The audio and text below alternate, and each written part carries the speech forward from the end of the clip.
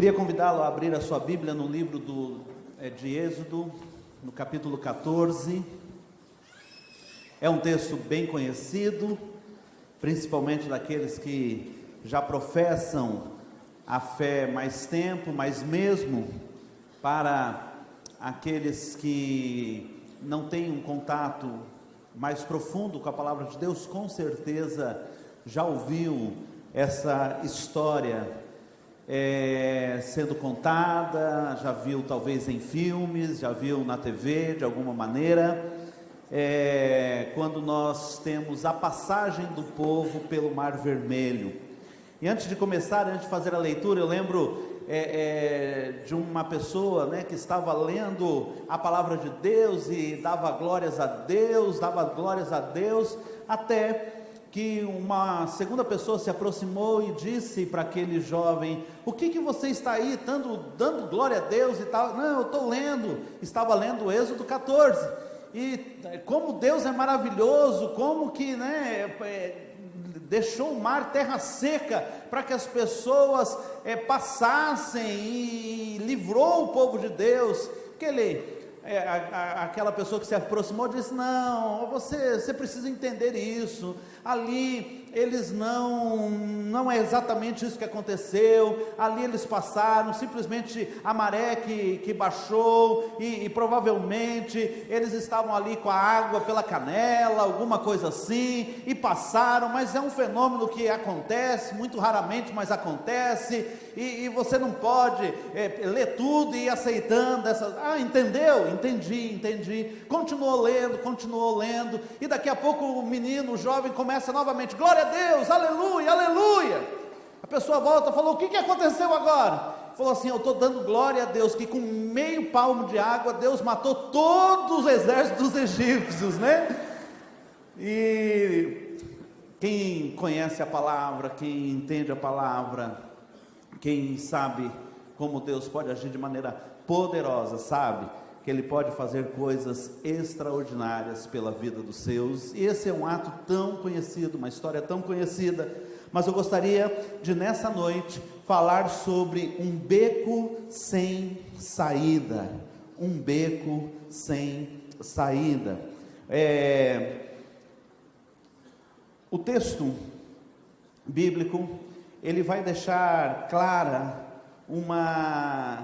eu estou aqui, queridos, vou usar os primeiros 2 versículos, e gostaria que, mesmo que eu estivesse numa versão diferente da sua, a gente entender o que foi este momento na vida daquele povo. Disse mais o Senhor a Moisés, versículo 1 de Êxodo 14: fala aos filhos de Israel que se voltem e se acampem diante de Piairote, entre Migdol e o mar, diante de Baal-Zefon, e em frente deles assentareis o acampamento junto ao mar.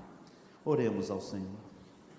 Pai, novamente na Tua presença, nós estamos colocando a nossa vida diante da Tua palavra, diante daquilo que já foi revelado, e de alguma maneira nós entendemos que o Senhor deixou todas essas revelações da Tua palavra, para que, iluminados pelo Espírito, pudéssemos trazer as Tuas verdades para dentro da nossa vida.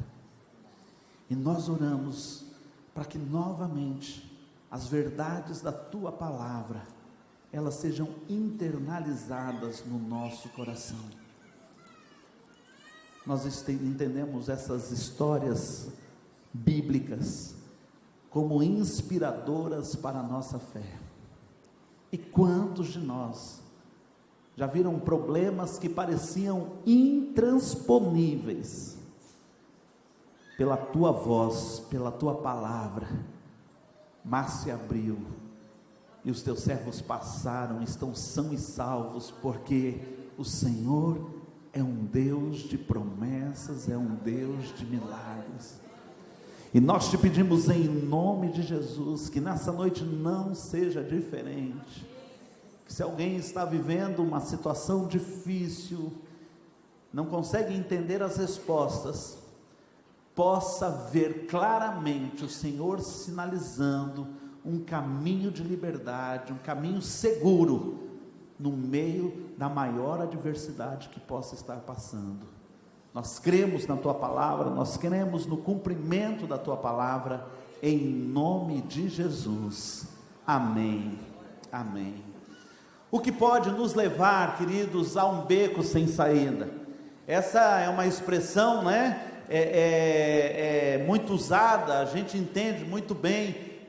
Quando a gente pensa sobre um beco sem saída, a gente tem um entendimento muito claro e muito nítido de que estamos numa situação que o dito popular diz o seguinte: se ficar, se correr. Irmãos, os irmãos têm que saber a Bíblia assim também, né? Esse não é versículo bíblico não, né? Mas é exatamente isso. Beco sem saída, a gente está numa situação que, se algo não acontecer, talvez você já viu em algum filme acontecer isso, a pessoa numa fuga, desesperada, de repente ela se encontra num lugar onde não tem para onde ir. Mas existem algumas situações que podem nos levar a um beco sem saída. A primeira dessas situações é a má orientação. Você já ouviu histórias de GPS, né, que colocou uma pessoa num lugar perigoso, às vezes ali fazendo a rota, né, o próprio GPS não identificou que estava conduzindo aquela pessoa para um lugar de perigo. Uma má orientação na nossa vida pode nos colocar num beco sem saída. Um conselho mal dado, né? Você está passando por um problema, você precisa de uma solução, mas buscou conselho no lugar errado, buscou orientação em quem pode não ter experiência ou não ter discernimento espiritual para estar lhe fazendo essa orientação. Geralmente, quando nós vamos trabalhar em aconselhamento, e principalmente trabalhando com aconselhamento de casais, uma das coisas que nós geralmente fazemos é o seguinte: vocês estão debaixo de alguma orientação, vocês estão debaixo de algum outro conselheiro, vocês têm dividido essa situação com alguém mais, porque de repente da interferência, né, de maus conselhos, ou de conselhos que vão numa outra direção, a gente muitas vezes não consegue realmente achar a melhor solução. Então cuide, porque muitas vezes você pode estar num beco sem saída, e se você olhar para trás, talvez você tenha seguido um mau conselho, talvez você tenha acompanhado alguém que realmente não tinha autoridade. Segundo lugar que nos coloca em beco sem saída são decisões erradas. A primeira está relativa à má orientação, a segunda ao ato final. Ela pode até vir de uma má orientação, outras vezes não, totalmente nossa responsabilidade. Eu tinha opções, eu tinha escolhas para fazer e fiz más escolhas. Tem gente lidando com problemas seríssimos na área de finanças porque fez decisões erradas, tomou decisões erradas. Tem pessoas que foram, né, avisadas de uma série de situações das quais poderia estar vivendo, mas decidiu assim mesmo ir por um caminho que não era bom. Eu lembro muito da menina, né? Chegou e disse para os pais: olha, eu conheci um garoto. E os pais crentes perguntaram: ele é crente? Não, não é. Não, filha, não vai nisso, não vai dar certo, né? É julgo desigual. Deus, né, tem alguém que vai professar, né? Vocês vão se aliançar debaixo de uma mesma fé. Procurou um conselheiro na igreja, né? As pessoas que filha, sai dessa, né, e tal. Não, mas ele é lindo, né? Eu vou namorar e vou ganhar ele para Jesus. Essa história a gente já conhece, né? Não faça isso, pode ter um tempo melhor, pode até ser essa pessoa, mas deixa a pessoa ter primeiro uma experiência com Jesus. Daí ela encontra com uma amiga e diz assim: ai, ele é um gato, né? Olha, eu estou apaixonada. Daí a amiguinha fala assim: vai firme. Daí ela fala: Deus está falando comigo. Deus, né? O pai deu conselho, o conselheiro deu, o pastor falou, ela leu na Bíblia, mas a amiguinha falou assim: ele é um gato, vai nessa, né? Ainda é gato, gente? Tá meio...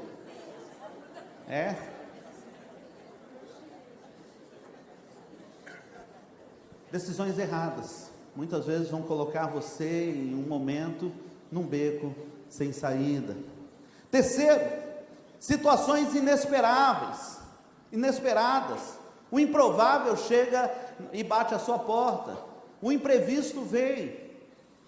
É aquela situação de enfermidade que muitas vezes te coloca num momento que você já está vivendo um drama financeiro por outras questões, já ali com o dinheiro contadinho, né? Certinho, só para as contas, mas aí vem uma situação de enfermidade, você tem que agir rápido e muitas vezes está ali entre contrair um empréstimo ou não, né? Ver alguma coisa, e quando a gente está num beco sem saída, além da situação ser desconfortável, ainda mais a gente tem o problema de que o que nos afronta parece estar muito próximo. Quando nós temos a imagem de um beco sem saída, sempre ela vem acompanhada de alguma atitude de opressão. Se você simplesmente chega num lugar que não tem saída, fala: não, vou procurar outro lugar, mas geralmente quando a gente diz: estou num beco sem saída, à minha frente eu tenho um muro, algo que não dá para passar, e do outro lado eu tenho algo que está me perseguindo, está ali no meu calcanhar, para que eu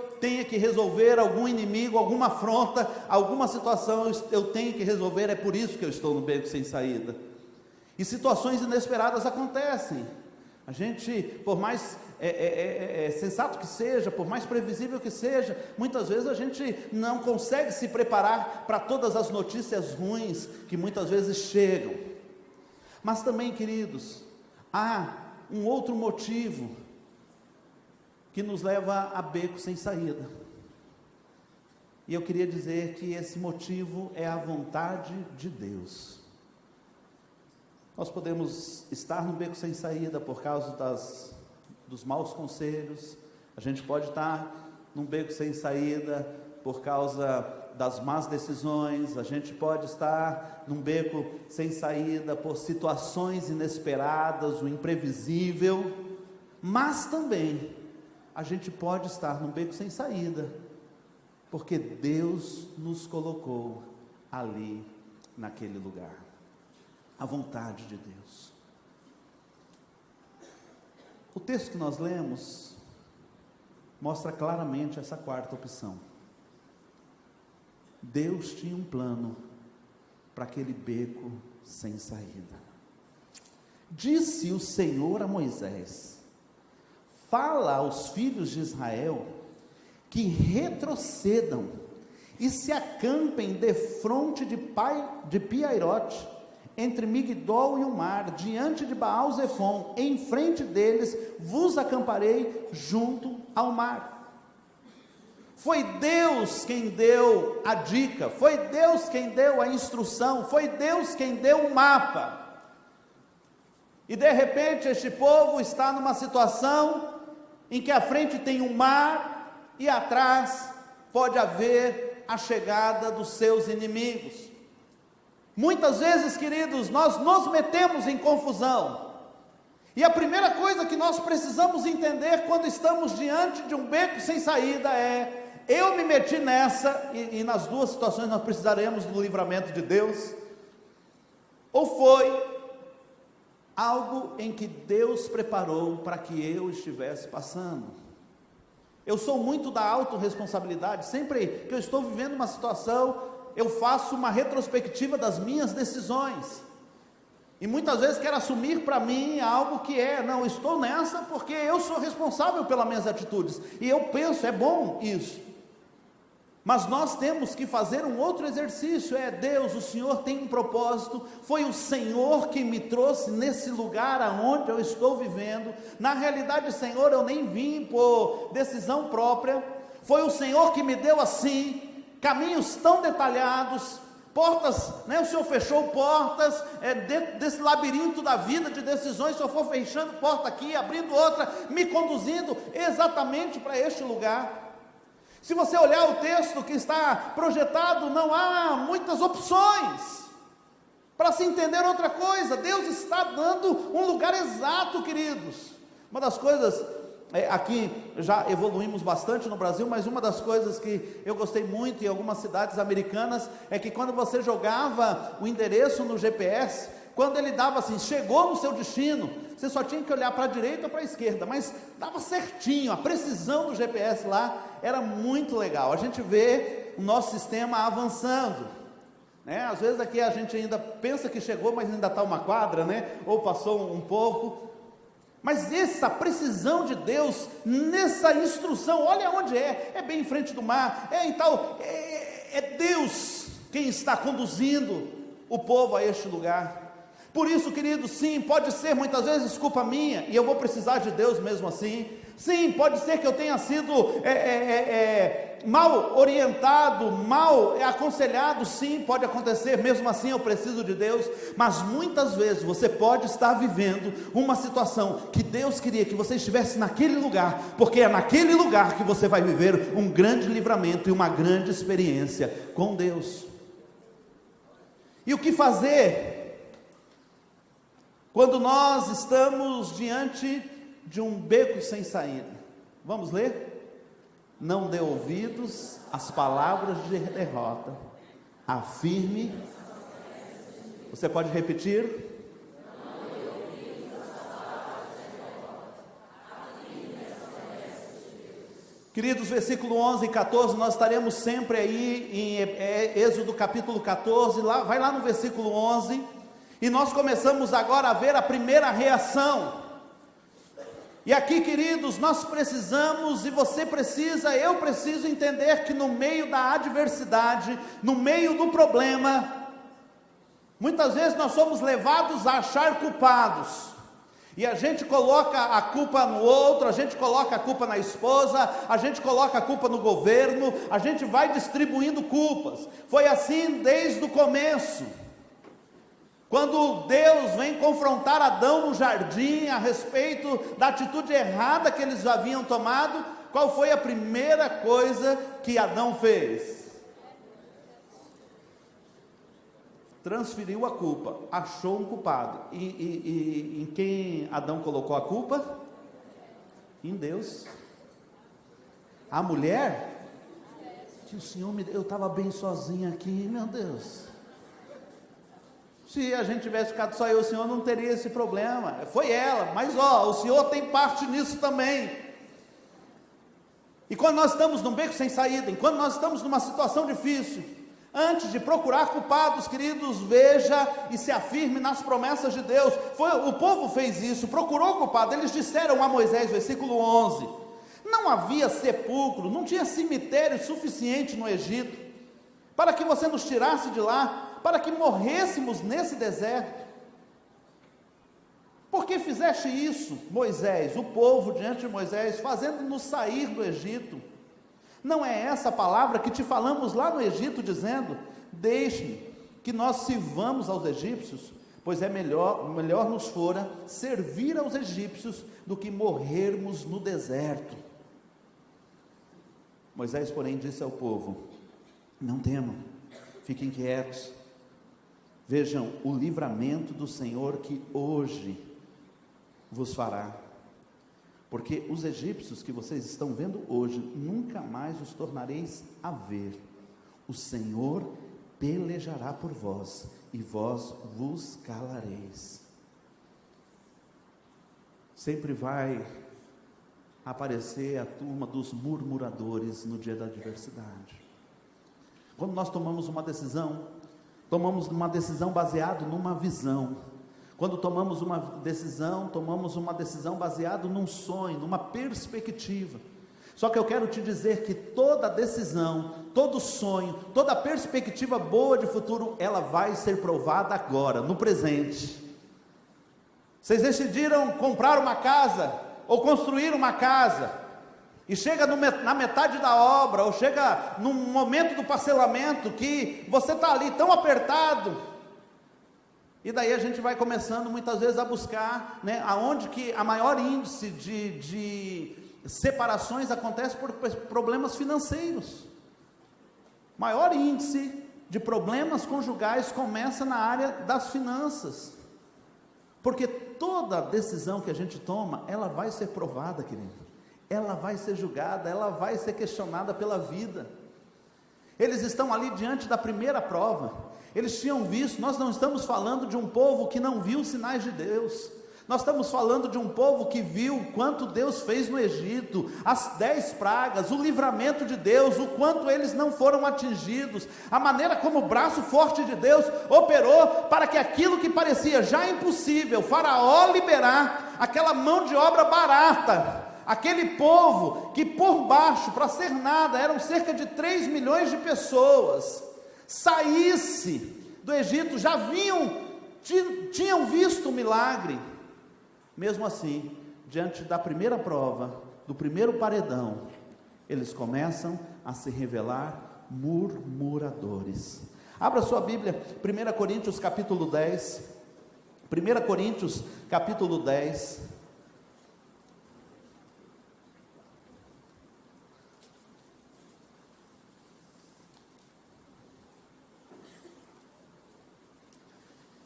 versículo 1 diz: irmãos, eu quero que vocês lembrem do que aconteceu com os nossos antepassados que seguiram Moisés. Todos foram protegidos pela nuvem, todos passaram pelo mar vermelho. Como seguidores de Moisés, eles foram batizados na nuvem e no mar. Todos comeram da mesma comida espiritual e beberam da mesma bebida espiritual, pois bebiam daquela rocha espiritual que ia com eles, e a rocha era Cristo. Mas Deus não ficou contente com a maioria deles, e por isso eles morreram, e os seus corpos ficaram espalhados no deserto.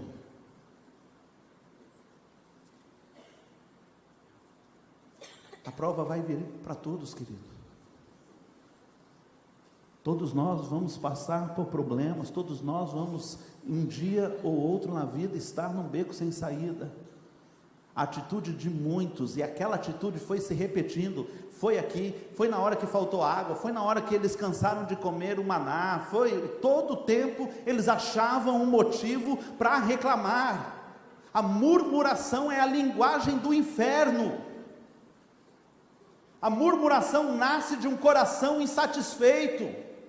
Por que ela provém de Satanás, queridos? Porque foi isso que aconteceu no coração de Satanás. Porque eu não posso ser Deus. Sabe o que eu estou fazendo quando eu murmuro? Eu estou dizendo: se eu fosse Deus, eu faria de outro jeito. Se eu fosse Deus, eu faria de um jeito melhor. A murmuração é a linguagem do inferno. Não é só uma opção de ser mal-humorado ou bem-humorado. A murmuração nasce no inferno. Ela contamina a nossa alma. Muitas vezes o burburinho da murmuração se espalha numa igreja forte como essa e pode destruir essa obra. Em pouco tempo, nós vamos entrar numa grande batalha para que isso aqui seja definitivamente nosso. Já é nosso, mas precisa vir de papel passado, não precisa? E a nossa decisão vai ser provada, porque vai chegar um momento que a gente não vai poder gastar com outras coisas, porque a gente vai estar investindo em algo, num sonho, num futuro.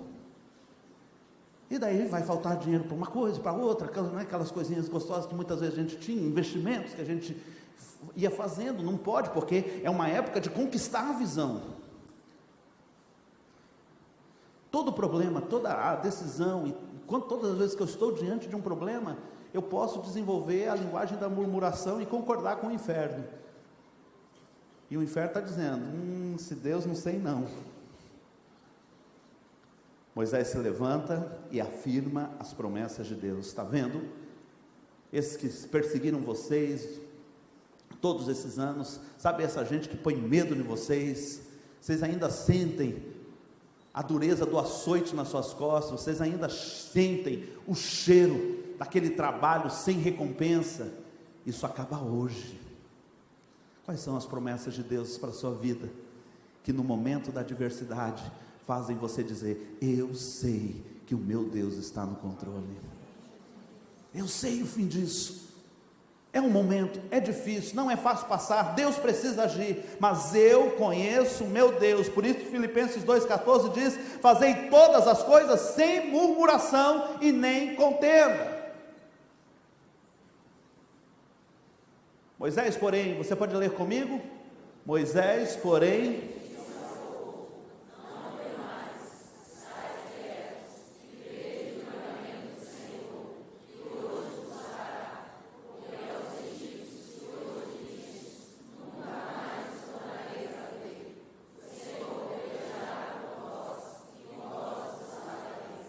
queridos, creia nas promessas de Deus. Segunda atitude, você pode ler? Não aceite ficar paralisado, enfrente o problema. Então disse o Senhor a Moisés: porque clamas a mim, dize aos filhos de Israel que marchem. Você consegue imaginar Deus dizendo assim: para de orar? Será que você vai falar: pastor, essa ordem aí, onde que está na nossa cabeça que Deus vai falar para o seu povo? Ei, chega de oração. Não foi só a única vez que Deus disse isso. Na palavra do Senhor nós temos um fato, e você conhece, apóstolo Paulo, e ele vai orar, ele vai buscar a presença de Deus, ele diz: Senhor, não está fácil, não está fácil, tem um inimigo, um mensageiro de Satanás que vem. Senhor, eu já repreendi uma vez, já repreendi duas, três, mas ele volta. Isso aí, essa luta está difícil. Ele está orando. Jesus termina a conversa com uma só. O que ele diz? Paulo, a minha graça te basta. Irmãos, eu queria que você pensasse nesses dois textos ao mesmo tempo. Deus falando a Moisés: Moisés, para de clamar, porque está continuando clamando, parou esse tempo. Diz ao povo que marche. Se você ler o próximo texto, ele vai te perguntar a Moisés: o que você tem na sua mão? E Moisés tinha recebido uma vara, um cajado, uma liderança. Ele diz: usa essa liderança que eu já te dei. Para Paulo, queridos, Deus está falando nas palavras de Jesus o mesmo conceito.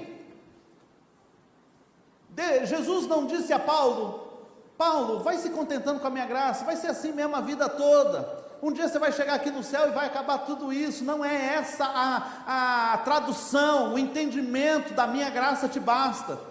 O entendimento é o mesmo entendimento que Deus queria dar ao coração de Moisés lá no passado, e é o mesmo entendimento que queria dar ao coração de Paulo. Eu já te dei tudo o que você precisa para vencer essa situação. Você já tem do meu Espírito, você já tem do poder, você já tem do precioso sangue de Jesus. Então siga em frente e faça o que tem que ser feito. A palavra do Senhor diz: o justo viverá da fé, Hebreus capítulo 10, 38 e 39, e se ele recuar, a minha alma não tem prazer nele. Nós, porém, não somos daqueles que se retiram para a perdição, mas daqueles que creem para a conservação da alma.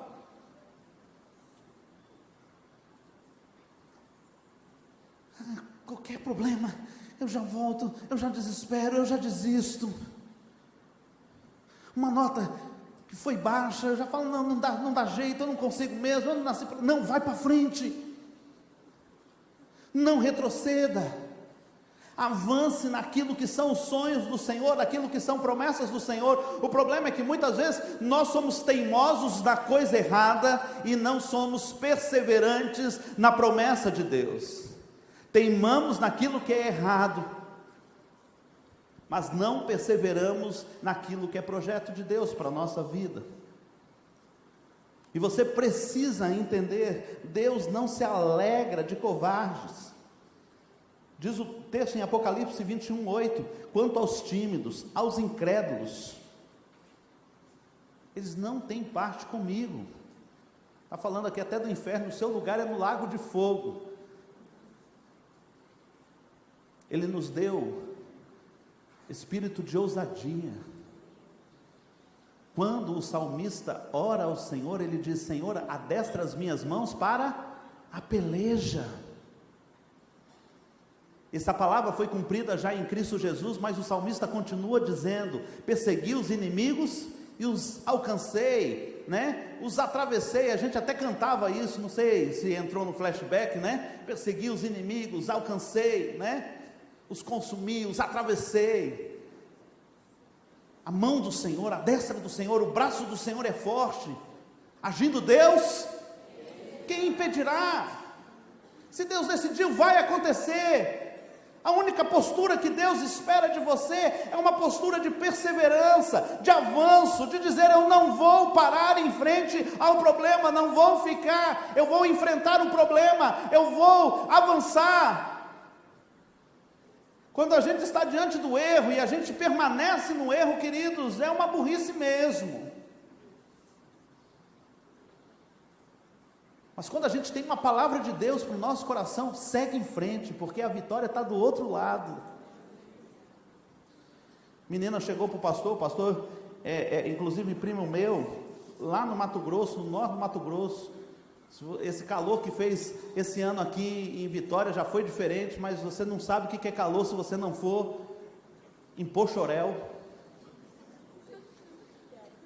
E estava naquela época da coisa da Xuxa, tudo.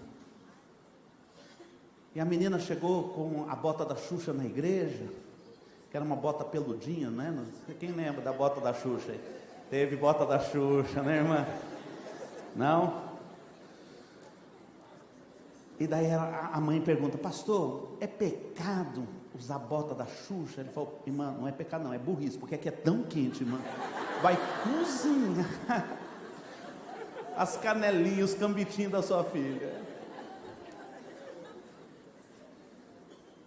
Quando a gente tem um obstáculo, quando a gente tem algo à nossa frente, se é promessa de Deus, Deus não tem, ouça, compromisso com aquilo que Ele não falou, mas com aquilo que Ele disse.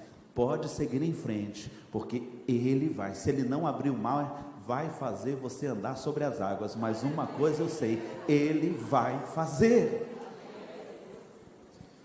Terceiro, não reclame do que você não tem. Use os recursos que Deus lhe deu. Vamos repetir? Não reclame do que você não tem. Use os recursos que Deus lhe deu. Eu já até adiantei a palavra aqui um pouco, que diz: e tu? Vamos lá? E tu, levanta a tua vara, estende a tua mão sobre o mar, fende-o, para que os filhos de Israel passem pelo meio do mar em seco. Essa vara que Moisés tinha recebido, que simbolizava a autoridade de Deus, queridos, era a maneira, no Velho Testamento, de Deus mostrar a autoridade. Hoje é diferente, nós vamos falar sobre isso. E é por isso que eu sou tão radical em relação à sacralização de objetos. Sou radical mesmo, mas eu vou explicar. Mas no Antigo Testamento era a maneira como o poder de Deus muitas vezes era personificado. É por isso que no Velho Testamento nós temos a arca do concerto, que não podia nem ser tocada, porque alguém que tentou segurar a arca de cair até morreu. Nós tínhamos, né, aqueles simbolismos do candelabro, nós tínhamos vários objetos que em algum momento, de alguma forma, manifestaram o poder, que aquilo no Novo Testamento nós chamamos de graça. Havia uma graça sobre aquele objeto, temporária, mas havia. Quando Moisés vai encarar Faraó pela primeira vez, ele coloca a vara no chão, a vara se torna numa serpente. Daí o Faraó fala: isso aí aqui a gente faz também. Daí ele chama os seus magos lá, eles pegam a vara também, elas se transformam, e daí, né, surge até o nome de uma igreja, que eu já conheci uma igreja com esse nome: a serpente de Moisés que engoliu as outras. Era o nome da igreja. né? Depois você procura assim, nomes de igreja, irmão, procura na internet, você vai achar cada pérola, e uma dessas é essa: Igreja Pentecostal, a serpente de Moisés que engoliu as outras. E foi o que aconteceu. Deus tinha personificado naquela vara uma parte da sua graça sobre a vida de Moisés, e ele está dizendo, por isso, é a mesma coisa que Paulo recebe de palavra: eu já te dei graça, eu já te dei recursos, eu já te dei dons para que você seja poderosamente usado. E a gente fica reclamando do que não tem. Eu queria ter, irmão, imagina eu com a voz do Gava, irmão, ninguém segurava, entendeu? Com um remeleixo aí do nosso pastor Anderson, né? Segura o esqueleto aí, não tem aquela, né? Anda, irmão, acompanhei tudo pela internet, viu? Muito do que aconteceu foi o que eu pedi, mas teve coisa que foi vontade própria ali. Queria ter o dom. Eu vejo algumas pessoas tocando instrumento, né? Eu para tocar uma música queria dizer um sacrifício. Eu me esforcei quando eu ia lá para missão, lá para as congregações. Eu falei, eu vou aprender a tocar um instrumento, porque eu não quero ficar na mão lá nas congregações. Não é fácil achar músico muitas vezes para fazer esse trabalho. Eu aprendi, mas assim, o básico do básico. Mas quando eu olho um músico, ele ouve a primeira vez, já está fazendo arranjos, toca fácil, as notas, né, conhece, mas você vê o dom ali. E eu posso dizer, puxa, mas eu podia ter isso, eu podia ter aquilo, eu estou tanto no olho, né, daquilo que Deus está dando para os outros, só que Deus já me deu tanto, Deus já te deu tanto. Usa os recursos que Deus já te colocou. Zacarias 4:10 diz: pois quem despreza o dia dos humildes começos, esse vai se alegrar vendo o prumo, né, vendo a certeira mão de Zorobabel. Aqueles 7 olhos são os 7 olhos do Senhor que percorrem toda a terra. Não despreze os pequenos começos. Quando está começando ali pequeno, um ministério, um trabalho, a sua célula, foi o que Deus te deu. Não, mas eu queria já ter a supervisão assim, eu já queria na realidade sonhar com uma rede, mas Deus te deu uma célula, às vezes te deu 2, 3 pessoas, cuide bem dessas pessoas, porque é nisso que Deus vai te honrar. Cuide bem do que Deus te deu uma sala de escola bíblica, faça a melhor aula, como se você ganhasse, e ganha, queridos, porque já foi pago com antecipação, o melhor salário de todo professor que possa existir, você já recebeu na cruz do Calvário. Vai lá e dá a melhor aula, chega antes do horário, dá exemplo para os seus alunos, faz de maneira excelente, adequada, usa aquilo que Deus te deu a habilidade para governar, Deus te deu a habilidade para presidir, Deus te deu a habilidade com números. Usa tudo o que você recebeu das mãos do Senhor. Não reclame do que você não tem, você até pode pedir mais. Eu não paro de pedir algumas coisas para Deus, não paro mesmo. Um dia eu vou amanhecer rocão, falar, nossa, né, que rouquidão. Não, é Deus me abençoou, estou com a voz do Gava, ué. Meu sonho, irmãos, né, lá na glorificação, irmão, eu quero glorificar com a cara do Brad Pitt. Isso eu já pedi para Jesus, pedi, pastor, pedi. Esse dia eu falei, Senhor, eu queria ser feio, um dia só na minha vida eu queria ser feio. Aí ninguém entendeu, eu falei, Senhor, porque todo dia não é fácil. Se o Senhor já está me dando, né, esse esqueleto aqui, né? É um par de havaianas aqui, irmão, do lado da orelha, é isso aqui. Não, eu falo, Senhor, me glorifica ajeitado. Me glorifica, já que é para a eternidade, né, irmão? Melhor a embalagem. Irmão, enquanto não vem esse milagre, eu olho no espelho e falo, aí está o príncipe do Senhor. O Senhor fala assim, está forte, né?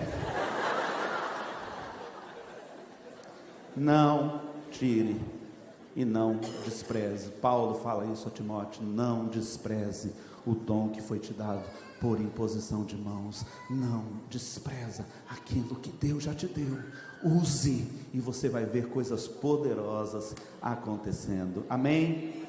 Quarto, não duvide, confie na palavra de Deus. Você pode repetir? Não duvide, confie na palavra de Deus. Vamos ler todos juntos? E os filhos de Israel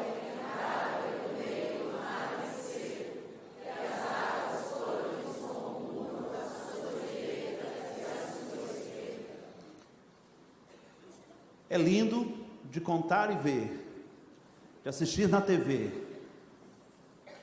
mas imagina você atravessar o mar com parede enorme de água dos dois lados.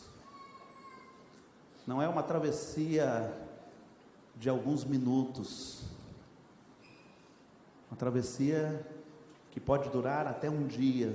Lendo a história a gente não vai ter tempo, mas Deus teve que fazer um paredão. A palavra do Senhor, queridos, está tudo no texto, está tudo em Êxodo capítulo 14, diz que o anjo que estava diante, que provavelmente quando Moisés tocou a vara, ele já deu a ordem ali, para que, os que mobilizariam o vento, já fizessem o seu serviço. A Bíblia diz que esse anjo, o anjo do Senhor, vai para a retaguarda, vai lá para o fim da fila, e com ele vem a nuvem, e deixa todo o acampamento de Faraó na escuridão, para que houvesse tempo do povo ir, para que Deus fizesse essa movimentação das águas. No filme a gente vê isso acontecendo em 30 segundos, a Bíblia diz que foi a noite inteira de vento oriental fortíssimo, para que essa parede de água dos dois lados fosse construída. Imagina, irmão. Eu achei muito interessante o capixaba com a chuva, porque vai chover. Eu entrei em alguns aplicativos, alguns grupos, irmão, aqueles avisos de defesa civil não para de pipocar e tal, e eu esperando, porque eu vim, a gente não ganha nada de vitória lá no Mato Grosso do Sul não, mas em chuva e relâmpago, irmão, ali é com a gente. O trem é feio, e eu espero a tal da chuva que está todo mundo avisando, e eu falando, Sul, quando vem essa chuva, quando vem? Daí no outro dia que eu entendi, não, você viu como choveu ontem? Eu falei, então era isso? Então agora eu já entendi. Daí, como eu não gosto de ficar de fora, começou a ter aviso, eu já vou espalhando, cuida, não sei o que e tal. Mas um dia eu vou te levar em janeiro em Campo Grande, você vê, meu irmão, dá medo. Relâmpago, a gente fica com tanto medo assim. Em Campo Grande até hoje tem aquele negócio de colocar toalha em cima do espelho, de tanto relâmpago. Vai chover, se você tem assim o quarto com vidro blindex, você fecha tudo, porque dá medo. Agora imagina uma noite inteira, você vendo um vento que está movendo o mar, queridos. Olha o terror. Será que isso não vai desabar? Será que isso vai permanecer? Será que a gente vai passar mesmo em segurança? Hoje, depois de sabendo a história, a gente acha tudo simples, mas essa é a sua história. Você tem confiança de adentrar no mundo espiritual, escarrado na mão de Deus, dizendo, Senhor, eu vou em segurança, porque eu sei que o Senhor está nesse negócio. Não está falando a história de um povo lá de trás, não, está falando a minha história, que no menor dos probleminhas, eu já vacilo com Deus. Será que eu vou mesmo? Será que eu permaneço em fé? Será que eu mantenho o posto? Nós estamos falando de uma cena assombrosa.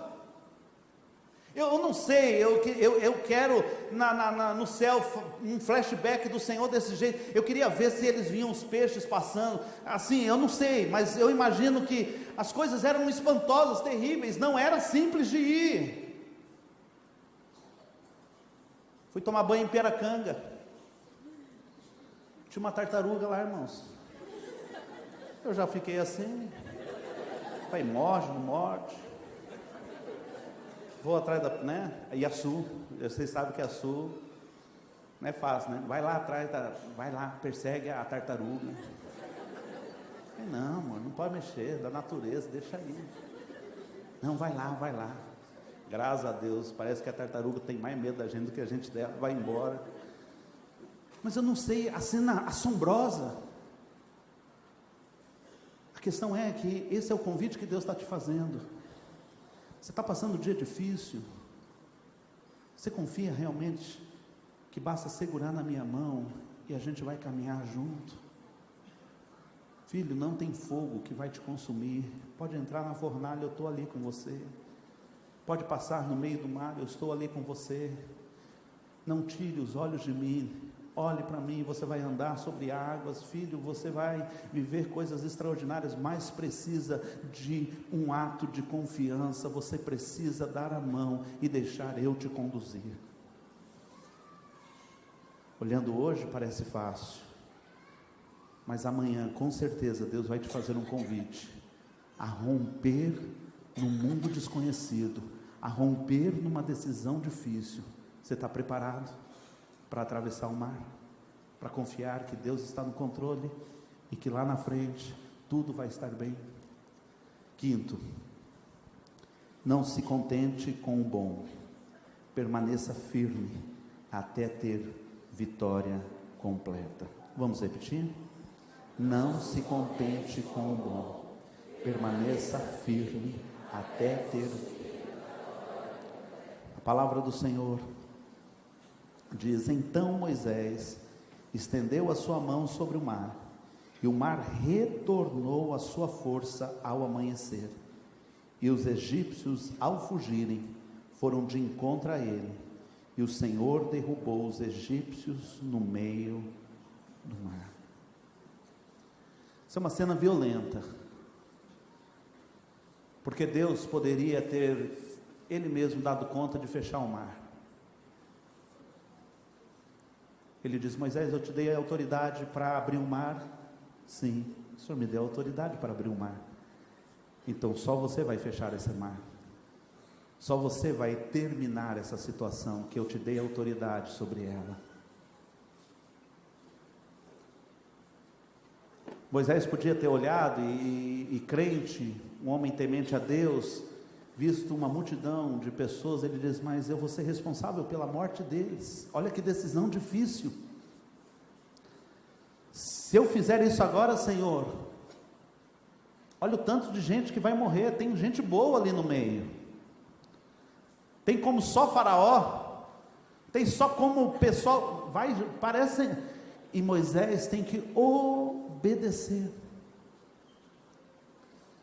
E Moisés sabe que por mais difícil que seja a decisão, ele tem que concluir aquilo, e nem sempre vai ser doce concluir.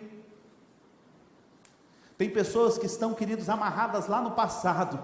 Deus deu provisão, Deus deu livramento, mas na hora de fechar o capítulo da história, ainda estão amarrados no passado. Você quer saber? Moisés abaixou e prosseguiu. Só que muitos do povo, a maioria, inclusive, maioria esmagadora, porque deles só 2 que entraram na terra prometida, ficou no deserto, porque não conseguiu abaixar e terminar aquela situação. Eles ainda tinham deixado o coração no Egito.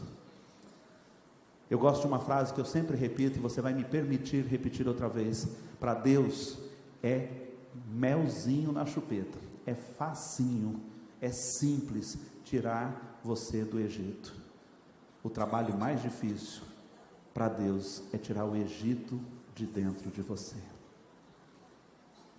tirar o Egito de dentro de mim. E Deus estava dizendo para Moisés: Egito precisa ficar para trás definitivamente, e é você que tem que fazer isso. É você amanhã que vai dizer não ao pecado. Deus hoje está te dando uma vara, Deus hoje está te dando uma graça, Deus hoje está te dando um espírito de ousadia, hoje Deus está te dando fé, está te fortalecendo, está abrindo o mar, está fazendo milagre, mesmo que a gente ainda não está vendo, mas amanhã, você que vai precisar dizer: passa isso, eu vou dizer não ao pecado. É você que vai ter que concluir essa história. E nós temos muita dificuldade, porque a gente quer terceirizar para Deus aquilo que Ele, de maneira proposital, educativa, didática, tem passado para que a gente viva a experiência, para que você, fortalecido em Cristo Jesus, revestido da graça do Senhor, cheio do Espírito Santo, tome as decisões certas. Mas Deus espera que as decisões sejam tomadas por você, e Ele está dizendo: acaba com esse Egito de uma vez por todas, não deixa nada, precisa acabar para nunca mais se levantar contra a sua vida. Não existe meios rompimentos. Não adianta eu passar o mar e trazer o Egito dentro do meu coração. E Moisés aprendeu essa dura lição, rompendo. Lembre-se, queridos, Moisés foi criado no palácio. Moisés tinha amigos e conhecidos no meio daqueles carros, daqueles cavaleiros. Talvez o próprio faraó, ele tivesse afeto, mas ele tinha que romper com o Egito no seu coração. E Deus diz: levanta e toca novamente, porque essa obra precisa ser completada na sua vida. O povo temeu o beco sem saída. Chegando Faraó, os filhos de Israel levantaram os olhos e viram os egípcios que vinham atrás e temeram muito. No versículo 10, o povo murmurou e descreu, porque não tinha cemitérios suficientes, que você nos trouxe para morrer aqui no deserto. Eles não se entregaram à oração e ao clamor, eles simplesmente relembraram: viu, está dando errado, a gente avisou você, lá a gente já tinha dito que a gente não queria mudar. Moisés, ao contrário, creu, mesmo não vendo saídas, e ele diz: não temam, aquietem-se e vejam o livramento que vem da mão do Senhor. Beco com Deus é a porta de saída. Beco, impedimento com Deus é a oportunidade do milagre. Deus é quem pode transformar, queridos. Vamos lá? Essas são as lições que nós aprendemos, não vou reforçá-las. Você pode ler comigo?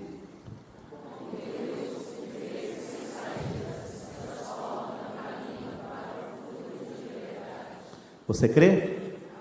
Se você está vivendo uma situação difícil, você diz: Senhor, não tem para onde eu ir, ouça a voz de Deus, porque Ele já te deu aquilo que você precisa, e Ele vai te dar o livramento, em nome do Senhor Jesus. Só não esqueça que depois que passar tudo, mate o Egito dentro do seu coração, e prossiga para um novo plano de Deus na sua história. Amém, igreja? Amém, igreja? Vamos nos colocar em pé, vamos orar sobre isso. Quero pedir para que pastor Anderson venha ministrar essa oração nesse instante, pedindo que o nosso coração seja revestido de fé, mas também de responsabilidade, para que a gente possa viver um novo tempo, viver um tempo de liberdade em Cristo Jesus, um tempo de renovo, um tempo também de responsabilidades para com Deus, em nome do Senhor Jesus.